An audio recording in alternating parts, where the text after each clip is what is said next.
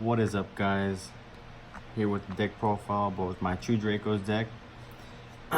Change the sleeves on these guys because I got tired of that red burgundy look. So many trap cards. Figured switch it up and go like with the generic white sleeve. But hey, they look really good. They look like a lot of cards, but I promise you they're only 42 cards. Dragon Shield just makes your deck look extra big. So yeah, let's get started, guys. Do the one dynamite because he is limited to one. 3 Ignis Heats. Bad boy gets you your spells, and of course dynamite gets you the traps. And 2 Maidens. It's getting my monsters quicker because I'm gonna need them quick. And then for the heck of it, I do 1 Metatron. Honestly, my favorite. Any True Draco player, I would definitely say run that Metatron because in a mirror match you're gonna want it, even just to side it. But this guy gets me out of a lot of hard plays because he's unaffected by whatever you tribute it off with, and a lot of people can't really get over that because they don't expect you to play the Metatron except for these the basic ones. But yeah, I'd love to run the Metatron. It's probably one of my favorite cards. Another thing I was gonna point out, guys, I was watching this video. That's all for the monsters for now. And I was watching this video that they're playing these Thunders, True Dracos versus Thunders. I was wondering if you guys could answer this for me.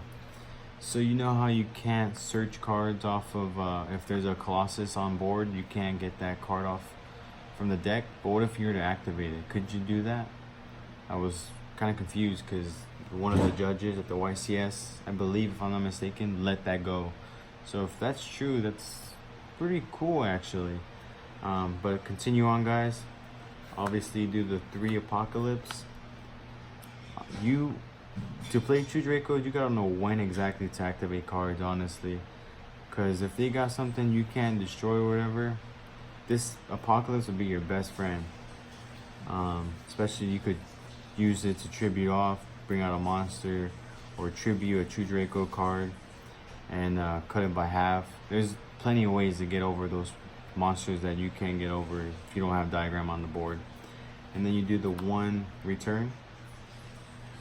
Gets, like, let's say if I use Demise, because I do run Demise, and I have that Metatron, you can always Monster Reborn it with this. That's a 3000 beat stick right there. Definitely useful, guys. For Floodgates, do the 3. There can be only 1. One of the ones you can definitely side out if, depending on who you're playing against, what deck you're playing against. But one of the best you could have in your deck right now. Now, I really enjoy Crackdown. That's why I run 3. I'll show you guys why later on in my side deck. The specific monster, why I like the 3 Crackdowns, because it helps me bring them out. But Crackdown prevents your opponents from doing a lot. This one guy had the Seryuja out, Crackdown, and he had nothing else to do from there. So yeah, it's definitely underrated for sure. And then for fun, I did take some of my some of this from Team Samurai, but at the same time, I got my own ideas off things. The 3 Stormir Force, it is true, 100%. He's 100% true about something that Team Samurai said. This catches him off guard for sure, and it definitely does. If they don't pop it, big mistake. They should definitely pop this. But yeah, this is another thing I side out to, because this is just honestly like for going. They're not like very sure who you're playing against. Like if they're not familiar with you, they're not gonna expect that. And yeah, you could always side this out, definitely. 2 Solemn Judgments, only because I do have 2 at the moment, but I would do 3 because paying half your life points isn't really much. Now, Solemn Strike, I took those out because say you do this twice, bam, that Solemn Strike, you're not gonna have anything to do. Paying half life points will always be the better decision than a number that's specific. Let's say you only had 1600 life points and you Solemn Strike. you only have 100 life points left. You know, it's, or I don't know, man. It's just, to me, honestly, it's not the best. And I do 2 Monarchs Erupt. Now I cut this down to 2. It was at 3 once. I cut it down to 2 to bring the Stormy Mirror Force and some other things, which I will go over with you guys. But I think 2 is honestly perfectly fine. This is really good, and let's say with Inspector Border, I'm not playing Inspector Border, but with Inspector Border or my other monster that's in my side, which I will show you guys, but just that enough is really good. And I do have the third one in my side deck if I feel like I need to see it way more often. The 1 Waterfall, super good. I didn't even know you could send from your hand the worm type monsters, and you could draw as many of those cards plus the 1 off this. So that was crazy. I didn't know that. I seen that in one of the live duels. And you could also search for a worm type monster as well. Do the 1 Imperial Order. This is also another one you could side out. You guys should know what this does by now. And then going to my spells, the 3 disciples, the recyclers, and also you know, tribute off for a monster, for a true Draco. And not only that, but if it's sent to the graveyard, you can activate its grave effect, where you get a pop spell or trap, and you can even pop your own and pop Apocalypse, destroy a monster, and now you have 2 in the grave. And if you have another disciple, get 1 more in the grave somehow, and then you could just activate its effect, recycle 3, draw 1. Super good. Heritage 3, of course. I once got 3 draws off this. Man, it's crazy what this thing could do. Same thing as Disciples, but this one, for every set True Draco card that's on the field that's sent to the graveyard, when you activate, you draw as many cards that were sent to the graveyard. And then it also has the same effect where if it's sent to the graveyard, you get a pop a spell or trap card. It has to be set though. 3 diagrams. It's your best friend. Unfortunately, not my best friend because I don't always get to draw him. I have the worst luck drawing him, or getting in my open hand. But yeah, if you do get it, you're off for your combos for days. Like it'll bore your opponent for sure. So yeah, the diagram boosts your True Draco monsters by 300, and then they won't get destroyed in battle 1 time. So it'll take them 2 times to destroy that monster. And you search for True Draco cards by popping in. It's a really good one, or popping any card and you search. So it's your best friend. The 3 Demise, really good. I don't even mind not giving my opponent damage. Just the fact that you get the 3. Usually you want to do it when you have no cards in hand. You activate this, you get those 3. You want to max out, because the floodgates is what's going to help you out most.